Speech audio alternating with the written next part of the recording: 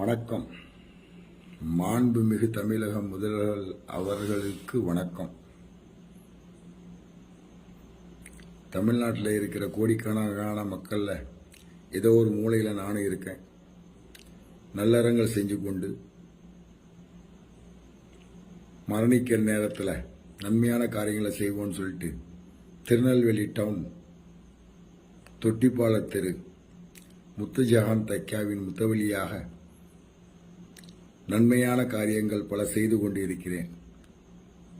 இதை நான் சொல்ல வேணாம், அந்த ஏரியாவில் வக்பு இடத்துக்கு பாத்தியப்படாமல் இருக்கிற மக்களை கேட்டால் அவங்களே சொல்லிக்குவாங்க. நான் சொல்லி தான் தெரியணும்னு இல்லை, விசாரணை பண்ணுங்க. விசாரிக்கலாம் மாட்டீங்க, அது எங்கே உங்களுக்கு நேரம் இல்லை. என் மேலே கொலை மிரட்டல், ஒருத்தர் 2 பேர் இல்லை, ஒரு கூட்டு கும்பலே சேர்ந்து ஒரு 20-30 பேர் சேர்ந்துட்டு கொலை பண்ணணும்னு சொல்லிட்டு சுற்றிட்டு இருக்கிறாங்க. அதில் முக்கியமான நபர் தௌஃபிக். இவர் 9 ஆண்டுகளுக்கு முன் இஸ்லாத்துக்கு முஸ்லீம் மதத்தில் மாறி வந்தவர். எதுக்கு வந்தார்னா அவருடைய நோக்கம் இடம், பணம் சம்பாதிக்கலாம் அப்படிங்கிற நோக்கத்தில் அந்த இடத்துக்கு ஒரு குமாஸ்தாவர் தன்னை வக்கீல் அப்படின்னு சொல்லிக்கிட்டு சுற்றிட்டு இருக்காரு. ஒரு இடத்துக்கு புரோக்கராக வந்தவர் இன்னைக்கு அந்த இடத்துக்கு ஓனருடைய பொண்ணை, அந்த இடத்துக்கு பாத்தியப்பட்டவங்க அந்த பொண்ணை வந்து இன்னொரு புருஷன்ட்ட இருந்து விவாகரத்தை வாங்க வச்சு இவர் கல்யாணம் பண்ணிட்டு இருக்காரு. இது வச்ச போட்ட ஃபோர்ஜரி டாக்குமெண்ட்ல அடமானம் வச்சு ஒரு 10 லட்சம் ரூபா செக் மோசடி வழக்கில் அவருடைய மனைவி நூருநிஷா கைதாகி 5000 ரூபாய் அபராதம் கட்டியிருக்காரு. 6 மாதம் சிறை தண்டனை அப்படின்னு சொல்லிட்டு இருக்காங்க. அதை மேல்முறையீடு அப்பீல் பண்ணியிருக்கிறாங்க. இந்த கொலை மிரட்டலுக்கு மிக முக்கிய காரணம் திருநெல்வேலி டவுன் காவல் ஆய்வாளர் திரு கோபாலகிருஷ்ணன், உதவி ஆணையாளர் திரு செந்தில்குமார், இந்த 2 பேரும் தான் இந்த கொலையை ஊக்குவிக்காங்க. நான் கொடுத்த கம்ப்ளைண்ட் எல்லாத்தையும் ஒன்று சேர்க்கறது அவங்க 2 பேரும் தான். மிக முக்கிய பங்கு. இந்த முஸ்லீமான தௌஃபிக் என்ன பண்ணாரு, தான் பேர் கிருஷ்ணமூர்த்தி அப்படின்னு சொல்லி இந்த சிவில் பிரச்சனையில் ஒரு பொய் கம்ப்ளைண்ட் கொடுக்குறார். கொடுத்து அந்த கம்ப்ளைண்ட் மூலயமா என்னையும் என் மனைவியையும் சேர்த்து பிசிஆர் வழக்கு போட்டுக்கிறாங்க.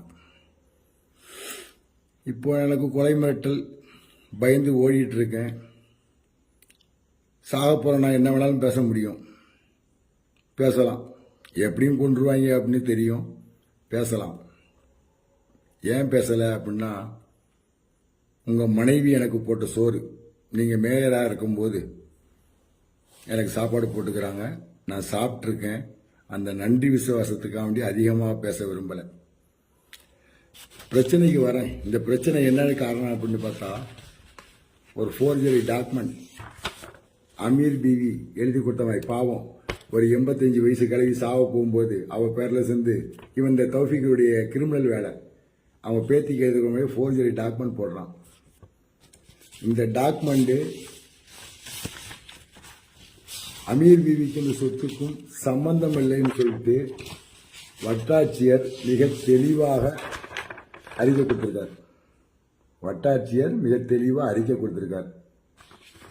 இது சம்பந்தமாக வக்பு தீர்ப்பாயத்தில் 303/18 வழக்கு தொடர்ந்து நடைபெற்றுக்கிட்டு இருக்கு. இந்த 36 சென்ட் இடத்து பக்கத்தில் டவுன் சர்வே ரிப்போர்ட்டில் கூட 2010 வாங்கினதில் முத்துஜஹான் தைக்காவுக்கு பாத்தியப்பட்டது தான் 2591 அப்படின்னு தெளிவாக இருக்கு.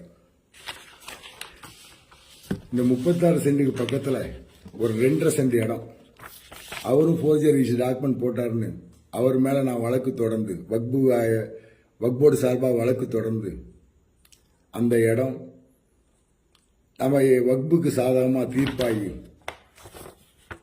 ஸ்டே வெக்கேட் பண்ணி மேற்படி இடத்துல இருந்தவங்க ஒத்துக்கிட்டு அவங்க இடத்த திரும்ப வக்போர்டுக்கே ஒப்படைக்கிறோன்னு எழுதி கொடுத்துட்டு போயிருக்காங்க.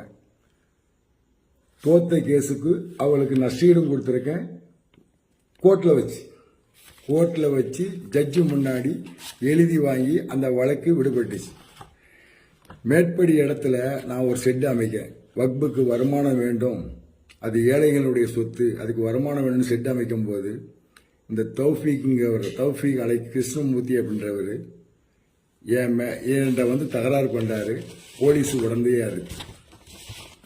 அப்போவே நான் என்ன பண்ணுறேன், அவர் மேலே ஆய்வாளர்கிட்ட நேரடியாக ஒரு மனு கொடுக்கேன். 9/12 வாங்கிட்ட ஆய்வாளர் அது என்ன பண்ணான்னு தெரில. திரும்ப 10ஆம் தேதி ரீஷ தபால் அனுப்புகிறேன். இது நாள் வரைக்கும் எந்த நடவடிக்கையும் மேற்கொள்ளப்படலை. 1. 2வது,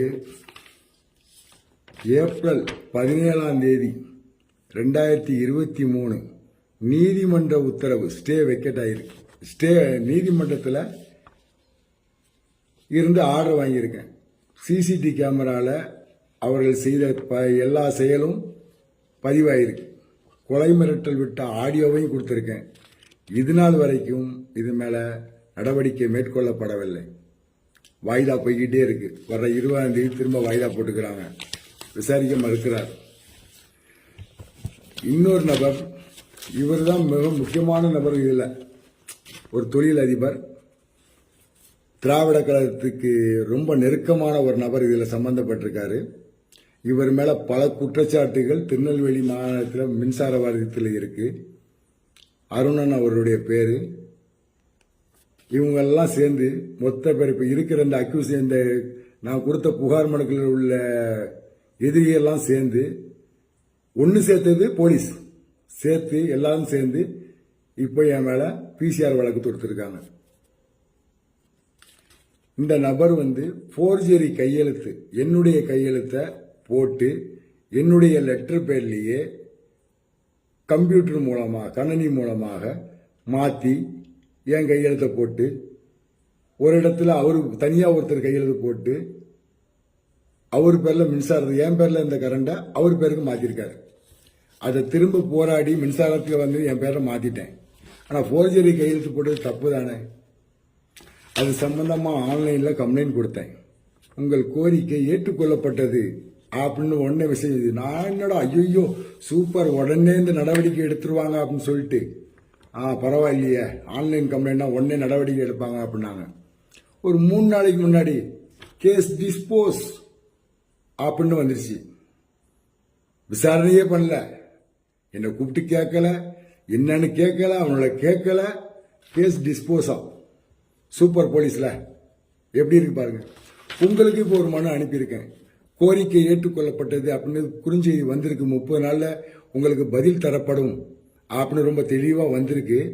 ஆனால் அதுவும் வரப்போ இல்லை, உங்களுடைய புகார் நிராகரிக்கப்பட்டதுன்னு வந்துடும் எனக்கு தெரியும். இது போடுறேன்னா தெரியட்டும். மரணிக்கும் போதும் சட்டத்தை மதித்தவனாக மன்னிக்க வேண்டும் என்ற ஆசை தான். இந்த கேஸ் போடாமல் இருக்கிறதுக்கு உதவி ஆணையாளர் செந்தில்குமார் அவர்கள் என்ற பேரம் பேசினார். அதுக்குள்ள ஆதாரம்லாம் இருக்கு. போட மாட்டேன், எஃப்ஐஆர் தானே பார்த்துக்கலாம், நான் தானே என்கொயரி பண்ணணும்னு சொன்னார். செய்யாத தவறுக்கு ஒருபோதும் பணம் தர மாட்டேன், அந்த பணம் ஏழைகளுக்கு கொடுத்தாலும் கொடுப்பேன், உனக்கு தர மாட்டேன்னு சொல்லிட்டு போயான்னு சொல்லிட்டு வந்துட்டேன். இப்போ ரொம்ப மும்முரமா என்னை கொலை செய்தவனு எனக்கு வக்காலத்து வாங்குற வக்கீலுடைய தகப்பனாருக்கு போன் பண்ணி இந்த தௌஃபீக் போன் பண்றான், மிரட்டுறான். இவனை கேட்கறதுக்கு இங்க ஆளே கிடையாது. நீங்களும் கேட்க போறதில்லை.